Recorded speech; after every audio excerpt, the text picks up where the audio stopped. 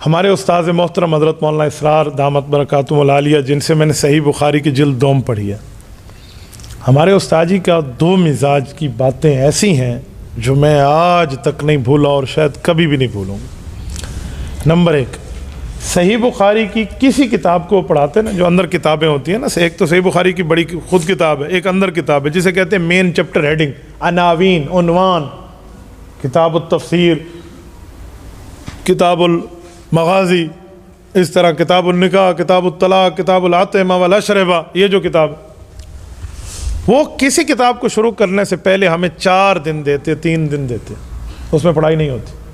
وہ کہتے ہیں یہ 4 دن تمہارے پاس ہیں، میں مغازی پڑھ رہا ہوں، پڑھانا شروع کر رہا ہوں، 4 دن بعد پڑھاؤں گا، جاؤ ان 4 دنوں میں تم کسی سیرت النبی کی کتاب سے رسول اللہ کی پوری مغازی پڑھ کے آؤ، اردو میں سے، یا عربی پہ طاقت ہے تو عربی پڑھ لو۔ یہ بھی الگ ٹاپک ہے، میں اس پر بات کروں گا کہ میں اردو سے عربی اور معاملات میں اردو پڑھنے کو زیادہ ترجیح دیتا ہوں، اگرچہ عربی ہم پڑھ بھی لیتے ہیں، بول بھی لیتے ہیں، مسئلہ نہیں ہے، میری تو تیسری شادی عربیوں میں ہے، ٹھیک ہے نا، لیکن میں اردو زبان میں جان بوجھ کے آپ حضرات کو پڑھنے کی بات کروں گا کہ ہم نے کام اردو والوں میں کرنا ہے، ٹھیک ہے، اور ہمارے پاس اردو میں وہ علوم ہے علماء دیوبند کے کہ قرآن حدیث کو نکال کے باقی کوئی عربی آ کے ان کا مقابلہ کر کے دکھائے، تو اس لیے میں اردو پہ زیادہ فوکس کرتا ہوں، یہ آپ ذہن میں رکھنا۔ تو وہ کہتے تھے جاؤ پڑھ کے آؤ، ہم کسی سیرت النبی کی کتاب سے مغازی پڑھ کے آتے، پھر کتاب المغازی شروع کرتے اور چاسی کوئی اور ہونے سے، واہ مزہ آ جاتا۔ نکاح پڑھنے اور کہتے جاؤ کسی فتاوہ سے پورا کتاب النکاح پڑھ کے لاؤ، کتاب الطلاق پڑھنی ہوتی جاؤ کسی فتاوہ سے کتاب الطلاق کے پورے سوال جواب کو ایک دفعہ گھول کے اپنے دماغ میں لے آؤ۔ اس بخاری پڑھنے کی چس آئی ہے، اور جب پوری صحیح بخاری ختم ہوئی، استاد جی نے اپنے استاذ محترم کو بلایا ہمارے امتحان کے لیے۔ عام طور پہ جو لڑکے براکت کے لیے بیٹھے ہوتے تھے نا، جن کا کام پڑھنا وڑھنا نہیں ہوتا تھا، خواہ سے اپنا وقت ضائع کرتے، ان کی ٹانگیں کانپ گئی، دانتوں کو پسینہ آ گیا کہ مفتی اسرار اور اس کا استاد آ رہا ہے، ساڑی تے بکری بہ جانی ہے، ہم کیا کریں گے بھائی؟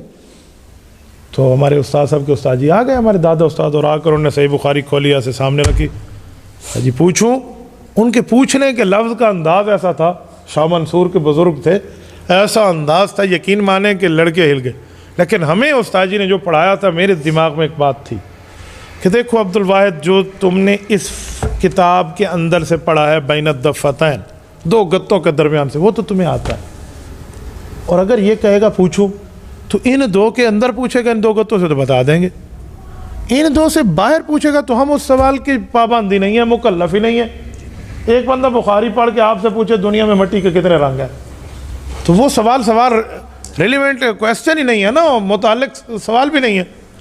تو میں نے کہا جی سر، جی میں نے کہا سر اگر ان 2 گتوں کے اندر سے یہ کتاب المغازی سے لے کر کتاب التوحید والرد علی الجہمیہ باب کیف کان بدء الوحی الی رسول اللہ صلی اللہ علیہ وسلم ونزع الموازین القسط، یہ آخر تک جا، آپ اس کے اندر سے پوچھیں گے ہم آپ کو بتا دیں گے، اس سے باہر سے پوچھیں گے ہم آپ کے سوال کے پابندی نہیں ہے بتانے کے، ہم جواب دیں۔ اتنے خوش ہوئے، یقین مانے اس جواب پہ، کہا اسرار کیا بات ہے، زبردست تم نے پڑھایا۔ پھر انہوں نے کئی باتیں پوچھی، مجھ سے غالباً پوچھا تھا کہ حضرت ابو ہریرہ رضی اللہ عنہ جب ایمان لائے تھے تو کیا شعر پڑھا تھا۔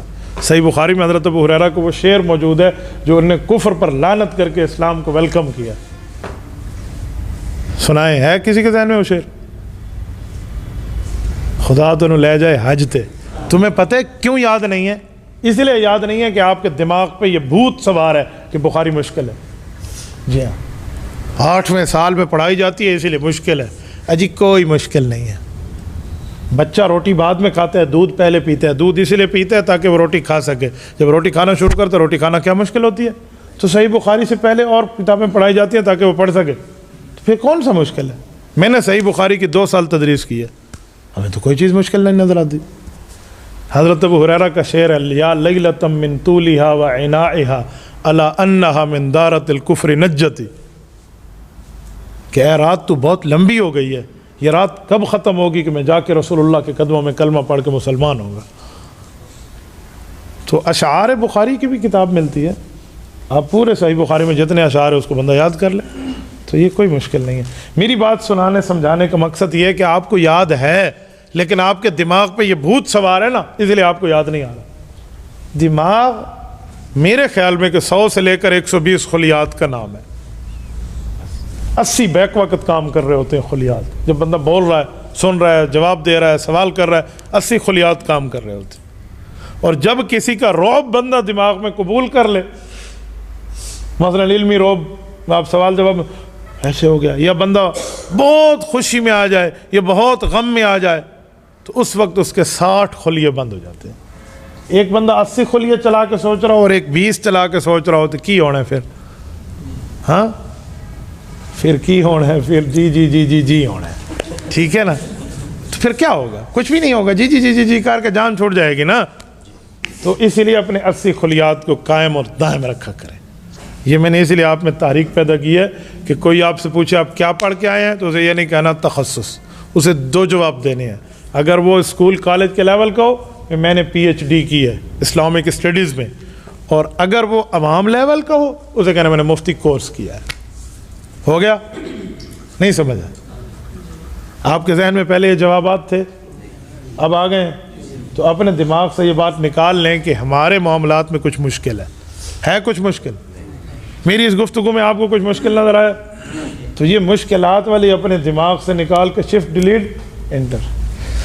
تو ہم پڑھ رہے تھے ایصال ثواب. کیا پڑھ رہے تھے؟ ایصال ثواب کا کیا معنی؟ نیکی کا ایزی لوڈ. یاد رہے گا آپ کو؟ اس پہ پریشان نہ ہونا کہ ایزی لوڈ کوئی برا لفظ ہے. کوئی برا لفظ نہیں ہے بھائی.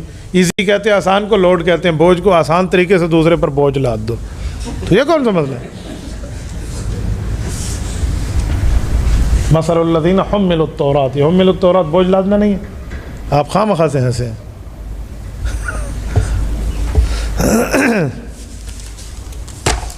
ہنسنا ہو نا، ایسا ہنسنا ہو نا کہ بندہ اپنا اس میں غم چھپائے. ہم نے قائد ملت اسلامی حضرت مولانا فضل الرحمان دامت برکاتہم کو دیکھا ہے کہ وہ اپنے غموں کو کہکوں میں اڑانا جانتے ہیں. یقین مان، بعض اوقات بڑی بڑی ایسے پریشانی میں بیٹھے ہو نا، اور کوئی ہم بات کریں تو اسے کہکا لگا کر بات کرتے ہیں، تو میں یہ اندر سے سمجھتا ہوں کہ یہ اپنے غم کو کہکوں میں چھپانا جانتا ہے. مجال ہے کہ دشمن ایک دفعہ ماتم کرنے لگ جائے اپنے سر پہ کہ یار اس کو کوئی ٹینشن دی ہے جس نے کوئی ٹینشن لی ہی نہیں ہے. مولانا سے کچھ دنوں پہلے سوال ہوا کہ شیخ رشید کہتے ہیں وزیر داخلہ کہ مولانا فضل الرحمان کے ساتھ ہاتھ ہو گیا. تو مولانا صاحب نے بڑا پیار، مولانا صاحب نے کس نے کہا؟ جی شیخ رشید نے. مولانا صاحب نے کہا اس کے ساتھ خود کیا ہوا ہے؟ اس کے ساتھ تو کئی بار ہوا ہے ہاتھ، آج کل اسے ہاتھ کی عادت پڑ گئی ہے. یہ ایک جواب کئی سوالوں کا جواب ہے یا نہیں ہے؟ ہاتھ کی عادت پڑ گئی ہے نا. ایک تو وہی ہاتھ مراد ہے جو اس نے کہا ہے، ایک ہاتھ کوئی اور مراد بھی ہو سکتا ہے. پتہ نہیں حضرت مولانا کے ذہن میں نہ ہو. میں کہہ رہا ہوں کہ ہو سکتا ہے اس کی شادی نہیں ہے. کئی جوابات دیے جا سکتے ہیں نا. تو آپ اپنے ترتیبوں کو نا جو ہے نا ایسے رکھے نا کہ اسے کہتے ہیں کہ ہم خود تراشتے ہیں منزل کی سنگرا. تبارك الذي نزل الفرقان على عبده ليكون للعالمين نذيرا.